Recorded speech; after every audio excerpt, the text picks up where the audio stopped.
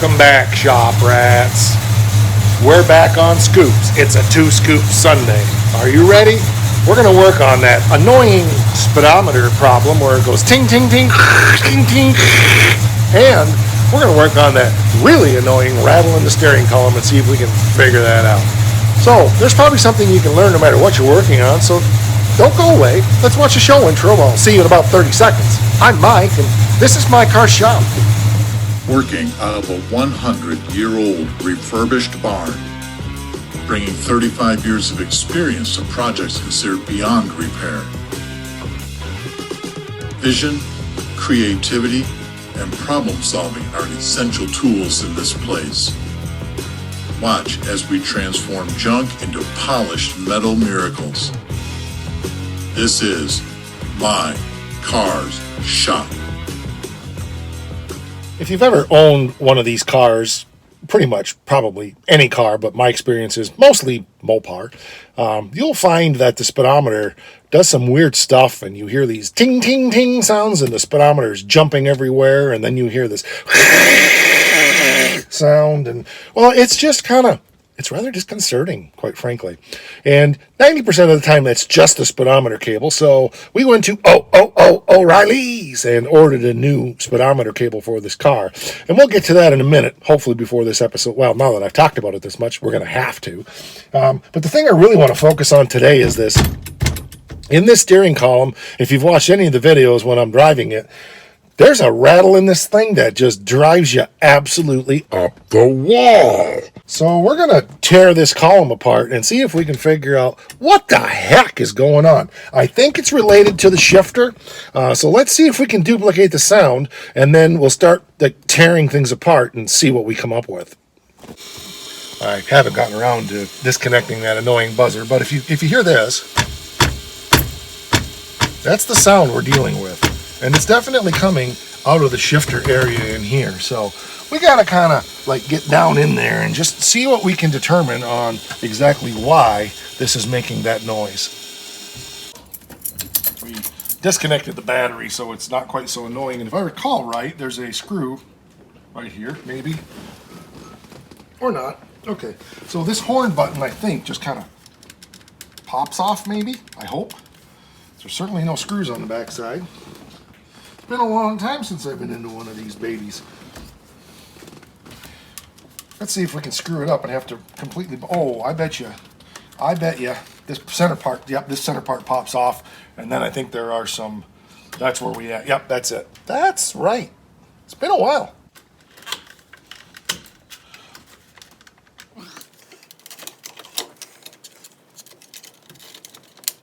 Here we go. Very good. Now we can access the nut, but we got to take all this off anyway because we got to be able to get the steering wheel puller in there to pull the steering wheel off the car.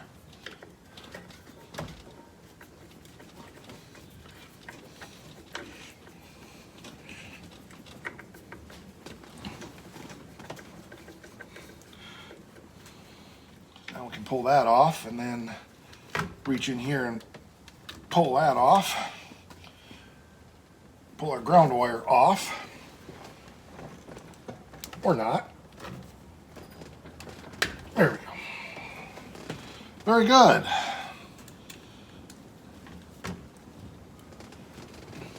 So now we'll go and get probably a harmonic balancer puller, and well, we got to take this nut off too. So we just got to take stuff apart. So it's a 7/8 socket, and we'll just slip in here like this, hopefully. Good. Looks like maybe it's been apart before. Oh no. I looked this morning at O'Reilly's to see if maybe they had a kind of a nice aftermarket steering wheel we could put on here while we're doing this, but they didn't have any, and thought about going over to the Zone and seeing if they had anything. Sometimes if you're lucky, they come off, but I'm not lucky today. I'm using my harmonic balancer puller because I don't have a steering wheel puller. And this is not ideal. I had a whole nice box of bolts in my toolbox, but somehow over the years they've disappeared and only parts of them are there now. So probably need to be buying a bunch more bolts. But anyway, this will work, I hope. And it doesn't take, usually, much to pull a steering wheel off. We're not quite tight enough where I want to be yet. We're a little bit, like, twisted, which is normal for me. I want that to be as square as possible. Okay, that should work. I had to take my little foot off of my puller because the bolts I have aren't long enough, so this isn't ideal, but here we go. Oh yes. Woohoo! It's worked. There we go. Okay. Well, that's interesting. Wasn't what I was expecting. So I think the next thing we want to do is try to pull this shifter cover off. It's been a long time since I've been into one of these. We'll pull this shifter cover off and see what we can do underneath that. Well, interestingly, I'm not just talking to Lee. There's a screw loose right here. I don't think this is causing it, but I have found we have a bunch of play in here. I'm wondering if the upper bearing is shot in this column. Didn't feel that until we started taking everything apart. And when it's in out of gear, or when it's, you know, like down in gear, when it's in park, it's not as noticeable. But something's definitely, that's where a rattle is for sure. So we got to get down in there further and see what's going on. I hope it's not the upper bearing. I have more steering columns upstairs, but I really don't want to change the whole steering column. What I'm remembering is underneath here, I think there's some bolts that bolt this whole assembly to the column itself. I could be misremembering, but I think that's what it is. And they could be loose. So I don't know. I haven't been in one of these in a really, really long time. So we got to drop the column down and then take the column mount bracket off because I can't get the blinker switch up out of the way to be able to access down in there where I need to go. So we'll be right back. All right, just to catch you up, I removed the little shift indicator thing that goes right here. Just screws on there with a little Phillips screwdriver. There it is. That goes right there, like that. So yeah, it's just a little Phillips screw and it sits on there, and that's what comes up and, you know, goes into this here. And I removed the snap ring, loosened the snap ring up here, and then to get this to pop, I just stuck a screwdriver in through here and then grabbed it with both hands and pulled. So I still need to get this housing off of the bearing, but I think it's going to go now. I may be able to put a jaw puller on that. I'm going to try doing it manually first because it shouldn't be that stuck. All right, we finally got it apart. The bearing is not feeling the best here. We may go ahead and order a new bearing, but we'll see. We may be able to pack that with grease and it'll be all right. This bearing was stuck on the shaft, and it's really hard for me to show you much of anything here. But I just used a 3-jaw puller like this, pulled against this housing here carefully, and was able to pop that bearing out. I also had to pop the seal out of there first. But once it popped, it came out easy. It's been on there a long time. So yeah, it's got a retainer ring there, of course. I don't know if this parking key thingy bobby will pop up out of there or not. I got to look at that. But I think the bolts that are the problem are down in there further. I could be wrong. Maybe there's not a problem down in there, but I just kind of tend to think there is. So we'll see. I know these screws here were definitely loose on this parking thing. I checked those already. So we'll see if we can pull this further apart. I guess it's that bolt right there. And there's 2 more down in there, and I'm guessing those are the ones that are loose and causing this to rattle. So we'll get a socket down in there, and we'll find out if they're loose or not. Hopefully that's it, because yeah, there's a few of them down in there. We're going to have a bit of a work job. I can't really pull the ignition switch out because I'd have to pull this parking pawl off, and I'm not really sure how to do that, to tell you the truth, and I'm not going to take the time to look it up if I can snake a socket down in there and see if that's what's loose. So we'll go from there. Well, I suspect that was it. I was able to turn that one about a half a turn. I was able to turn the one down here at least a quarter of a turn, and there's a couple more in there I got to try to figure out how to get at. So yeah, that's good news. This is 100% tighter now. So those screws just over time loosened up. Hopefully that's it, because I don't know what else it would be. Okay, so you can see those two screws there. The very top one, I got probably a half a turn. I think I went ahead and unended a little bit more than a half a turn. The next one over to it, I don't think I really turned it much at all. Then there's two down here. The one on that side over there, I turned it some more. I got at least a half a turn out of that one. And the one on this side here, I got probably a turn and a quarter out of that one. I don't think there's any more screws up in there for that from what I can see. If you follow that around logically behind the ignition switch stuff and so forth, I don't see anything else. I could look in the book, but I feel this now, and this is 100% tighter. So I don't know if that was our rattle or not, but I couldn't imagine it wasn't. There were Chrysler tilt columns in like Spirits and Dynasties and Shadows and stuff, and they're pretty much all the same column. And they had a similar problem. These screws would come loose, and if I remember right, there was 4 screws in those, or 5 screws, and you could only, I think it was 5 screws. I don't know. You guys, some of you guys remember this better than I do. Maybe Terry, if you're watching, you might know. I remember you were a gold tool mechanic, master mechanic back in the day in Chrysler also. But anyway, you couldn't get at all of them, but if you tightened down like the 4 or the 3 or whatever it was, it never gave a problem again. So that's what we would do, because otherwise it was like a 5-hour job to tear that column apart, and you could pop the steering wheel off, the airbag, all that stuff, and just get in there with your Torx bit and tighten those down, and it never ever gave a problem again. It was a little different issue because it was the tilt would rattle, but I remembered these screws were in there, and the more I drove it and the more I felt the shifter. The shifter was floppy and loose.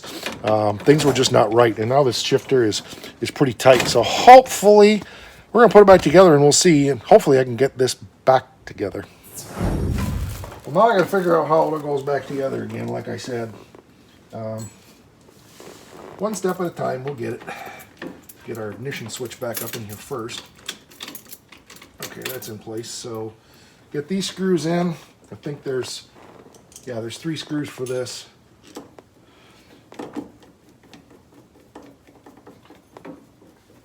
The hardest part on this was getting that,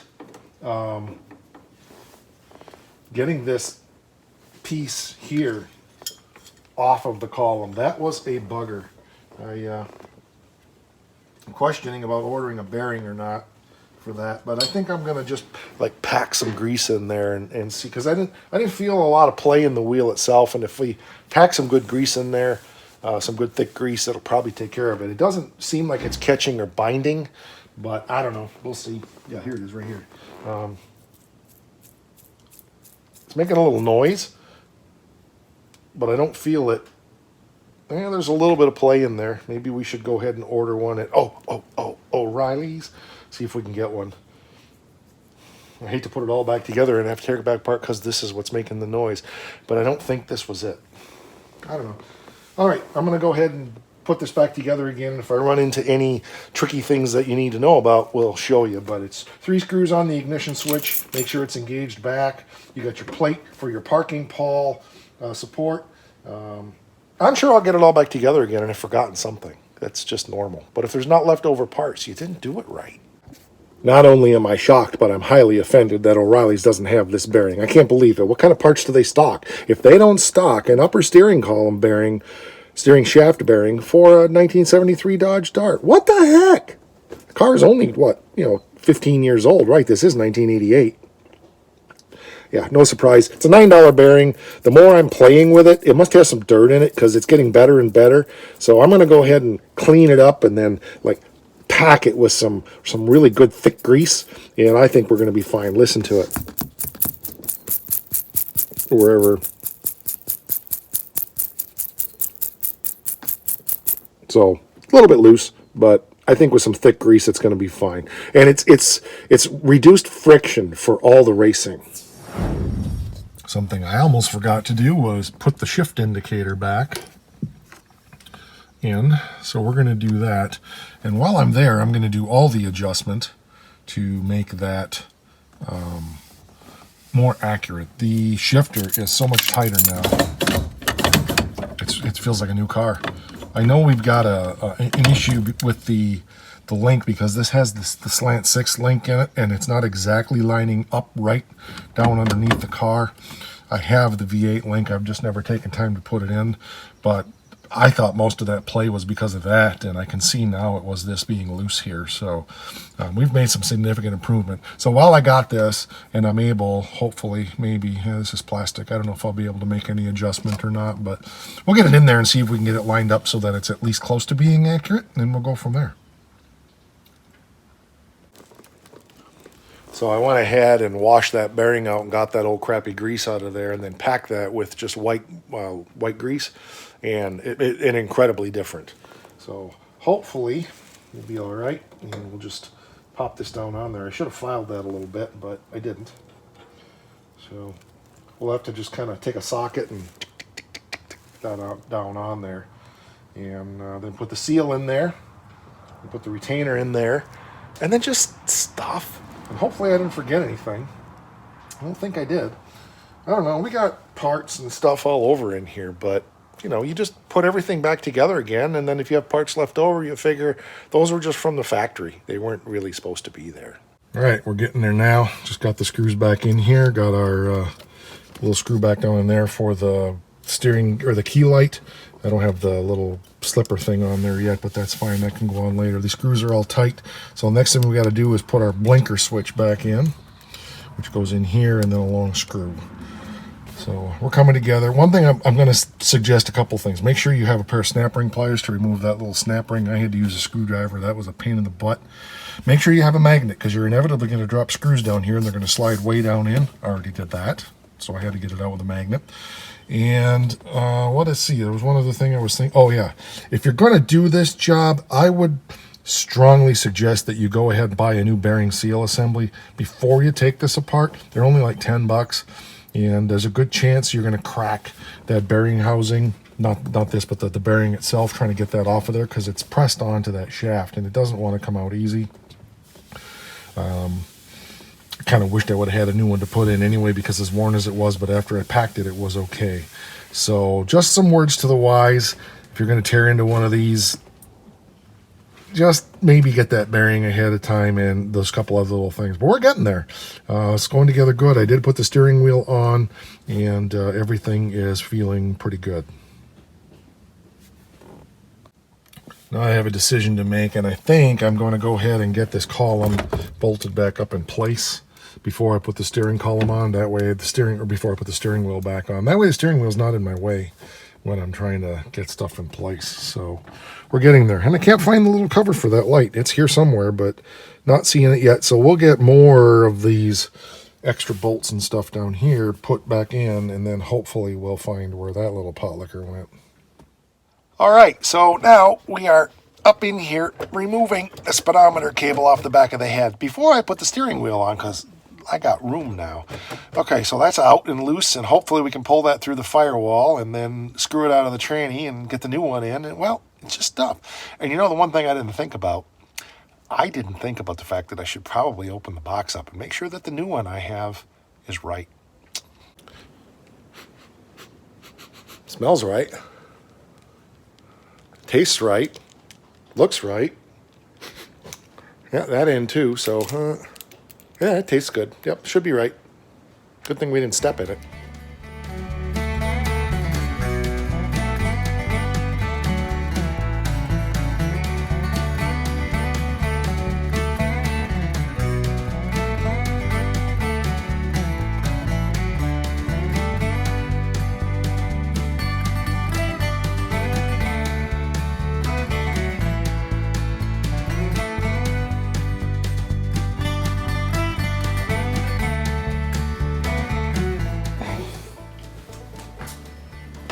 Well, the good news is we got it out, and I should have known this. The bad news is this isn't the right cable, so we got a little bit of an issue there, for sure.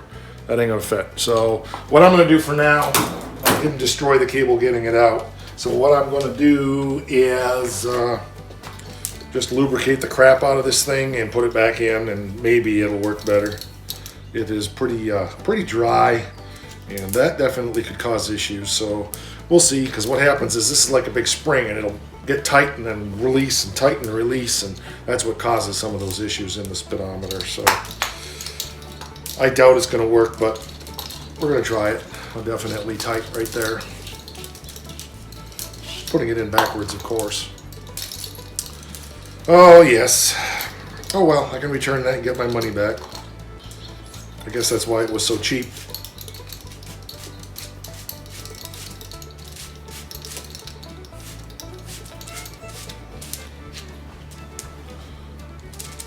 Definitely 100% it's binding. It's very dry. So we'll get that taken care of, and then we'll, we will do it. Well, we picked up a different rattle, but the steering column rattle is gone, so that's good. And the speedometer doesn't work at all, so that took care of that problem. We don't have any speedometer noise. But clatterty, clatterty, rattlety, rattle is gone. Yeah, that's good. That noise was very, very, very annoying. So we'll go back and now we'll burn ourselves on the headers and the exhaust pipe trying to get this speedometer to work. And then we'll be able to do lots of rooster crows and stuff. But we're getting there. We're getting there. So it's progress. Definitely much quieter ride now without that. They don't have to reef down on that steering column. There's a in there now. I don't know what that is, but that's not in the steering column. That's under the dash. So not sure what that's all about, but we'll figure that out because that's what we do.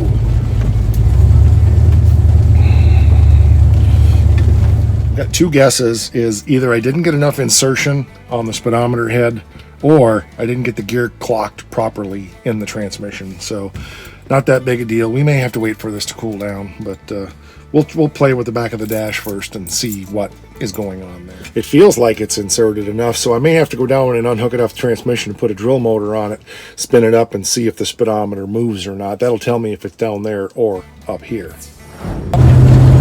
Hey, we have a speedometer and the needle isn't doing this. Hopefully that takes care of that problem and we didn't end up having to buy that speedometer kit.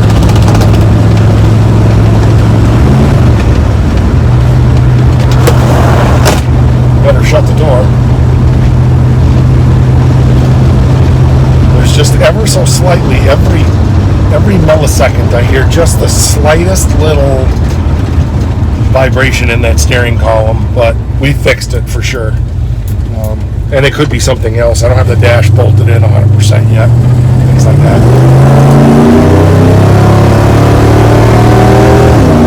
Wow, does that thing pull hard? Woo, she pulls hard in first gear. Man, that thing is great. Yeah, the speedometer needle is steady as a rock now. A little bit of, gonna have to probably replace it, but we'll see if it starts doing its ting ting ting ting ting stuff. So I don't anticipate it's going to. Good enough.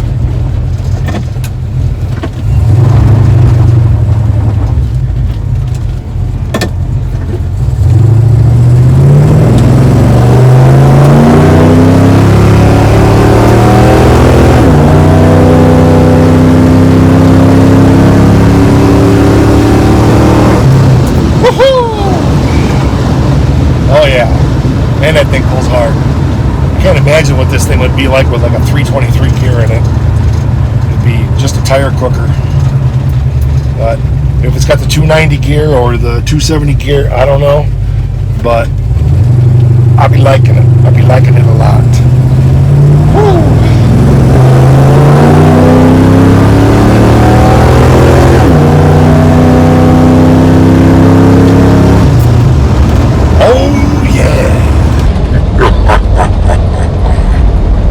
Very good. We got to go back and put it together, but it's all done. We just got to finish it up. Yeah, big difference. So we'll wrap up the steering column. We got to put some screws back in the dash, things like that, and then we should be pretty much all done with this job. So still other things I want to do to this car yet. I got a new coil I need to put on it. I do need to hook up the voltage gauge one of these years. Maybe I'll take a minute and do that. I don't know. Maybe not. But overall, it's running good. I'm running Rec 90 fuel in it now, And that's making a massive amount of difference in how this thing runs. It's not breaking up on the high end anymore. So I think we had some pooey fuel problems going on there. I was running pump premium. Yeah, I think it was just regular, like 10% ethanol, 89 octane, and it didn't like it at all. But now with this non-alcohol 90 octane in it, it's bringing all the Wildcats. So, you might want to consider that, Duddy. Just make sure your fuel's good so that you can bring all the Wildcats along with your armadillos. Here we go, all back together again. So there's a different rattle in there now.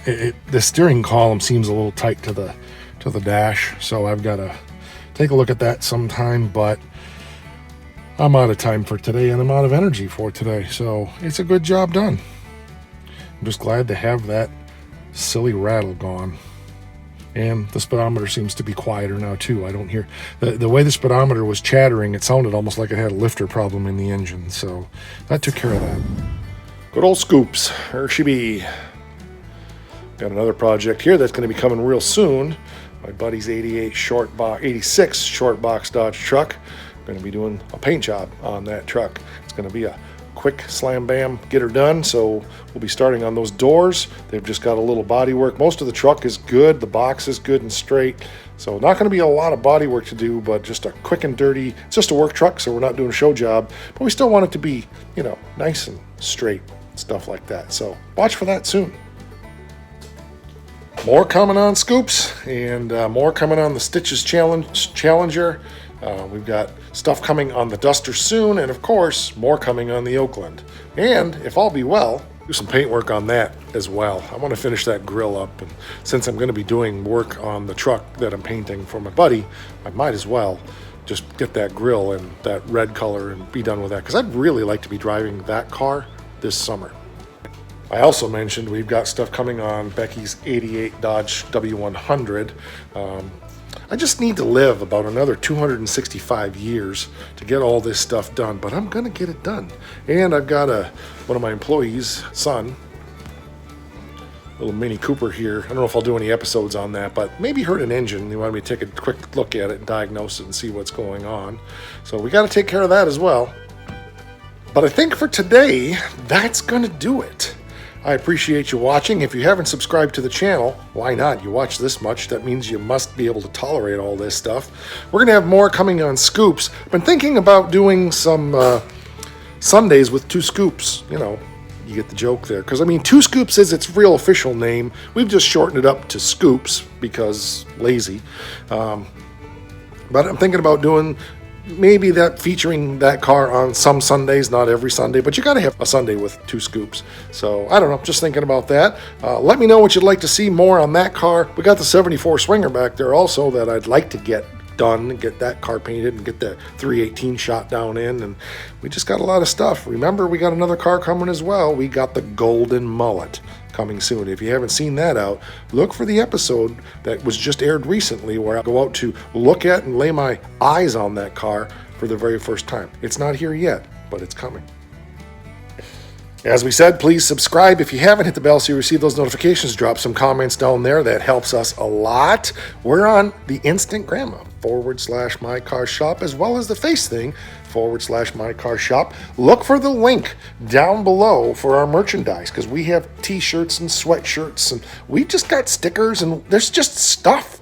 And you could be wearing proudly an MKS branded product. I don't have any more hats right now, unfortunately, and the vendor I was getting these from doesn't carry this particular hat. So these first bench of hats may be collector's items. We don't know, because I don't know if I can get any more like this, but that's going to do it. Don't forget, it's very, very, very, very important. Rock!